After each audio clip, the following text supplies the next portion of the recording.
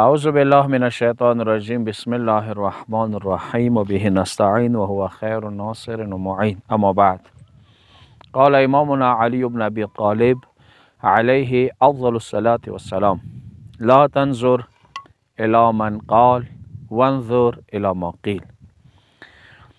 مولا امیر المومنین روایات ستا ویلون کی تسترگ مغڑوا سو چوک دے تی اغا ویللی تسترگ غڑا سو چے دی آئی.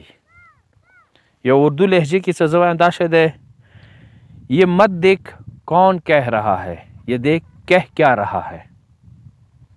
یو شاید سا دی معاشرے ارتقا اغا کی پٹا دے اغا داغا دے سمو ویلون کی پزوئی خبرو سے سار شو، متکلم پزوئی کلام سے سار شو. مو پکور دے داسترگی ونگڑو سے دا ویلون کے مسلمان دے، امام مذہب والا دے، امام مسلک والا دے. مو پکور دے ویللی سے سار شو چخی خبری دے چوک کئی خو خبرو سے سار شو او دے خو خبرو مو خریدار شو. آغا خی خبری چاگا حکمات نڈاکی دی، آغا موعظی نڈاکی دی، آغا حسنات و خوبیو نڈاکی دی، آغا کی کمالات موجودی، آغا کی علم و حکمت و معرفت و دنائی موجود دے، آغا کی دا محبت و دا اسلام و دا دین پیغام موجود وی، آغا کی دا معاشرے جوڑنے والا کردار موجود وی، آغا کی صدے امت واحدہ مد نظر وی، آغا کی انسانیت ارتقا مد نظر وی، آغا کی اعلی افاقی خوبے وی.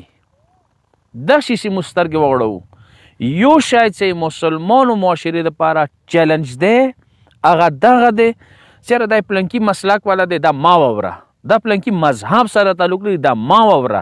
نا امام نا روایت تے سا مسلک و مذہب پریک دوا تی آغا خبرو تا غوی گو چوا چا آغا خبری دے چی پا باری کی کئی، آغا جملو باندے سوچ وکا چا آغا جملو کی وازن دے، قرآنوں کی موجود ہے، سنتوں کی موجود ہے، خوبیوں کی موجودی دی، حسناتوں کی موجود دی، حکماتوں کی موجود ہے، استدلالوں کی موجود ہے، دلیل دے، برہان دے، معرفاتوں کی موجود دے، علموں کی موجود دے، دا معاشری ارتقاء تہذیبوں کی موجود دے، تمدنوں کی موجود دے.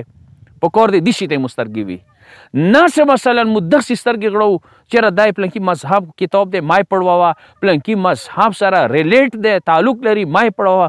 ازخ کا معاشرہ بیا دا جمود، دا انجماعات، دا جہالات، دا دہشت گردے، دا تکفیریات، دا نفرات شکار جڑی کی. موکا غوڑو سے معاشرہ ترقی تا ورسی گی. ما کتاب نے پابندی لگا سا دا ما پڑھواوا، ما ویلون کی نے واور ٹولا قرآن یستمعون القول فبشر عباد الذین یستمعون القول فیتبعون احسن. اگو کسانو تا ذرے ویر کوئی ساگا ٹولی خبری ووری خو ٹول خبرو کی بیا چاند کئی خی خبریو نا ٹولائی.